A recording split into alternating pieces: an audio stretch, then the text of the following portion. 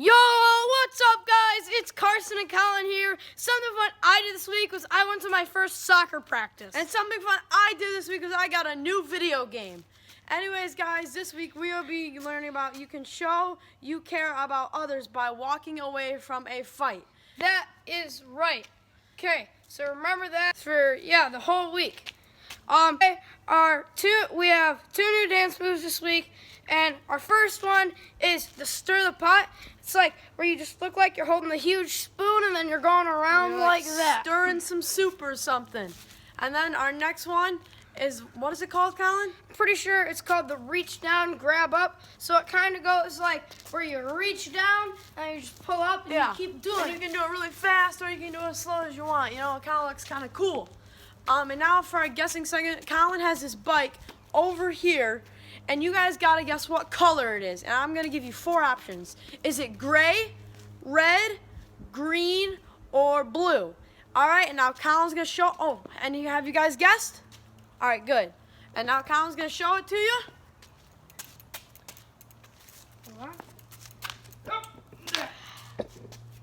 And if you guys can tell, it is gray. So if you guessed gray, then you guys were right. All right, we'll see you guys next week. Bye.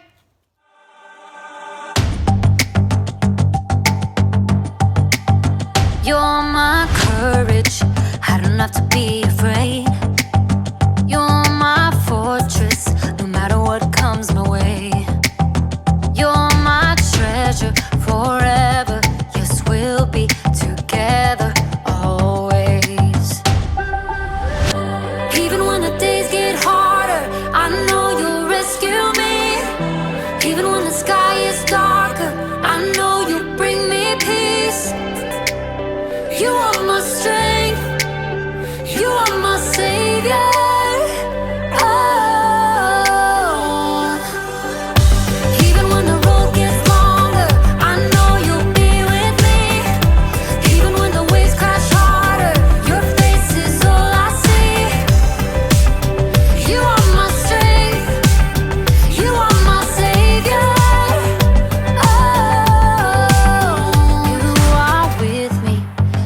Single day through the darkness, oh, you lead the way. You're my treasure forever, yes, we'll be together always. Even when the days get harder, I know you'll rescue me. Even when the sky is darker, I know you'll bring me peace. You are my strength, you are my savior. Oh, even when the road gets longer, I know you'll be with me. Even when the waves crash harder, your face is all I see. You are my strength, you are my savior. Oh, Every time I fall, you pick me up. You fight for me, you overcome. You bring me peace, you give me love. For you I sing, to you I run. I praise your name for all you've done. You are my strength, you are my savior.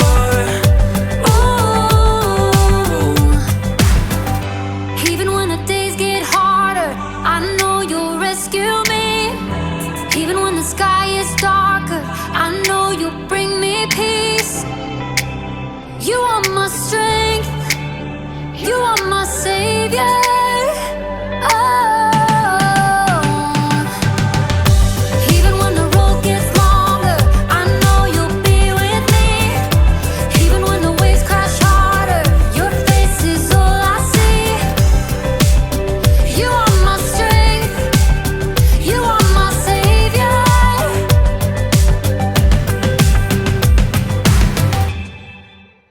Hey, it's time to read the Bible verse.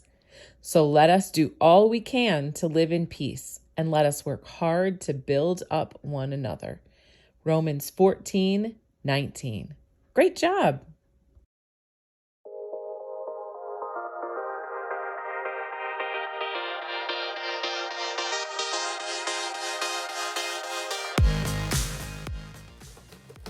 Oh, hold on just a second. And send. Hey everybody, it's me, Jacob. Sorry about that. I had to post about my favorite team. They're playing tonight and they're gonna crush the competition. Crushed it. That's what my team's gonna do to your team. Oh yeah! Huh. Excuse me just a second. What? Somebody commented on my post. Your loser team is gonna eat dirt tonight. Oh, I'll show them. I've got the perfect comeback. Oh yeah? Well, your head is filled with dirt. Boom. And post. Jacob, what are you doing? I don't know, Jacob. Maybe we should do this. But Jacob, why ever not? Because this week we're talking about peace. Peace is proving you care more about each other than winning an argument. Oh, but I don't want to make peace. I want to get even. There's only one thing that'll help me calm down and make the right choice. A can of chips. Whew. Sometimes when you want to fight with someone, it's good to focus your mind on something else. So I'm going to focus on building a curvy chip bridge, which requires so much focus, I'll have no room to think about all the insults I could make online. In today's story, we're gonna see what a guy named Isaac did when he was insulted. I wonder if they made fun of his favorite sports team.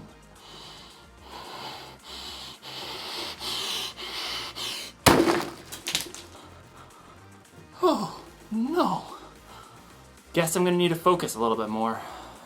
I'd better start over. See you on the other side. The Bible. It's 66 books of history, stories, letters, and poetry that fit together to form God's one big story. The epic adventure of how He created us and loves us so much that He made a way to rescue us.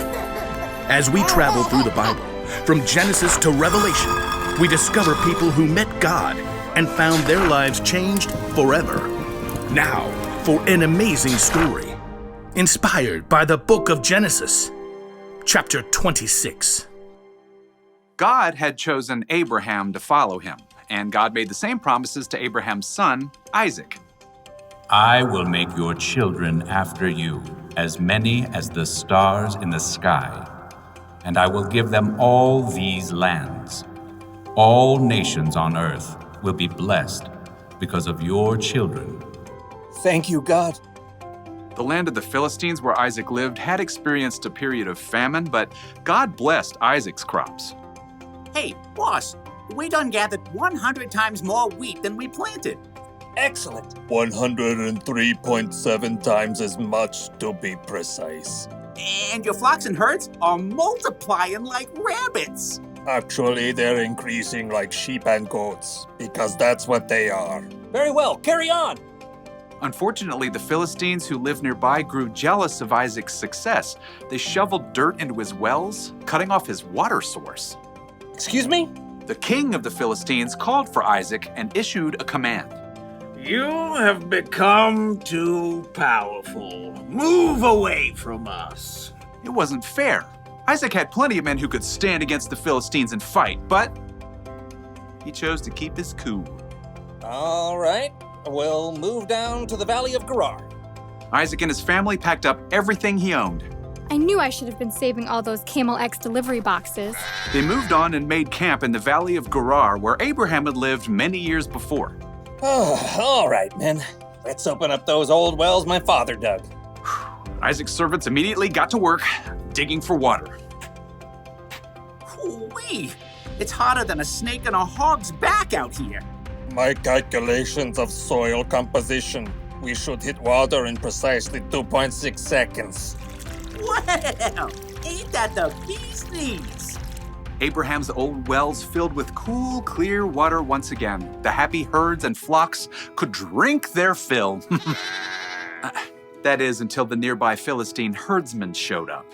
So kind of you to open up these wells for us. Step aside, the water's ours.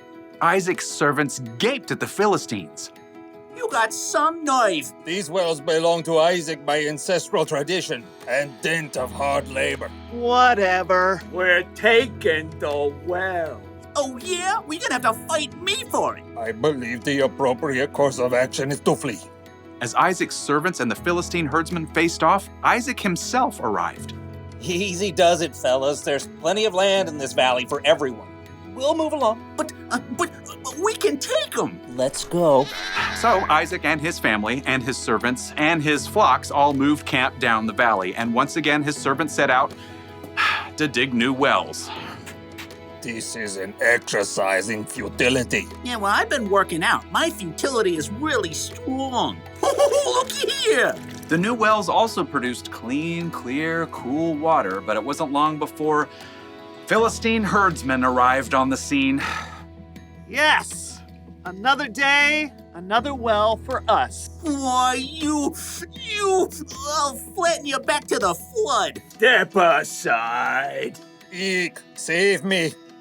Once again, Isaac showed up. Take it down a notch, please. There's still room for everyone. Oh, come on. We could knock them flat. Yes, we could, but we're not going to. Move on out, boys. For a third time, Isaac and his men moved camp, and once again his servants dug new wells. This time, I'm gonna tie those bullies in knots and dip them in garlic. Oh, look. Water. Yay. Wait for it. Wait for it. This time, no one challenged Isaac or his servants. They were left to tend to their flocks and herds in peace. That is until one day, Isaac spotted King Abimelech heading his way with a host of advisors. When the royal entourage arrived, Isaac welcomed them. Why have you come to me? You were angry with me and sent me away. Abimelech shifted and exchanged a glance with his advisors. Well, we saw clearly the Lord was with you, so we want to make a peace treaty with you. We always treated you well. We sent you away peacefully, and now the Lord has blessed you. Give us your word you won't harm us. I can do that. Isaac prepared a feast for the Philistines. Early the next morning, the men made an agreement to keep peace with each other. Then, the Philistines went on their way. Need a drink? Pretty good well right there by the road. Yep, even though Isaac had the power to win a fight, he had chosen to stay strong and walk away 3 times in a row. And God had blessed him with peace. The Philistines insulted Isaac when they sailed right in and took over his wells, causing him to move 3 different times. Truth is, Isaac had a right to be angry, and he knew he was strong enough to crush the Philistines. But Isaac also knew that he could make peace simply by digging another well. And in the end, the Philistines made a peace treaty with Isaac. Being strong doesn't mean you have to fight. And making peace doesn't make you weak. Think of Jesus. He was stronger than any of us. But he allowed himself to be arrested and put to death on a cross so he could make peace with all of us once and for all. You're not weak when you make peace. When you choose to hold your temper and stay calm instead of losing it, you show others how strong you really are. So here's the one thing to remember today. You can show you care about others by walking away from a fight. Don't get me wrong, there are definitely times to stand up for yourself and to stand up for other people. A grown-up you trust can help you know when. But sometimes, the best way to build a bridge to someone else is to walk away. Look at this. Ta-da! Isn't it a thing of beauty? See, building this helped me just calm down a bit. I don't even care about getting revenge. I just want to enjoy the game. Go team go! Walk away win! Yeah! Woo? No, that doesn't feel right. That's for off the field. See you next time.